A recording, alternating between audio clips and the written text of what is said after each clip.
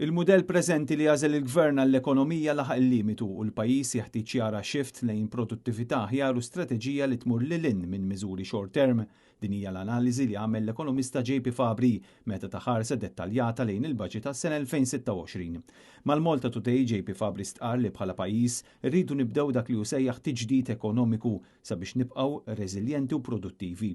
U fil-waqt li bħala pajjiż nitkellmu b'mod pożittiv fuq il-GDP, irridu naraw x'effetti qed ikun hemm fuq is-soċjetà u l-pressjoni fuq l-infrastruttura u l-kwalità tal-ħajja.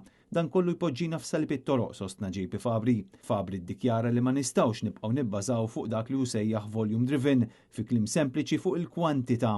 Hawn semma ħtieġa li jsiru riformi importanti u mhux neħlu fuq miżuri li jkunu short term.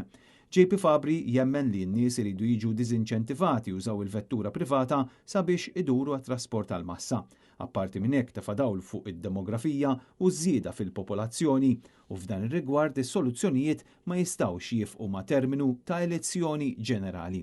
L-ekonomista JP Fabri jitkellem anke fuq riforma importanti fis-settur edukattiv, xi ħaġa li fi kliemu hija urġenti u xi ħaġa li jekk ma ssirx se twassal sabiex l-istudenti tagħna jaqgħu lura.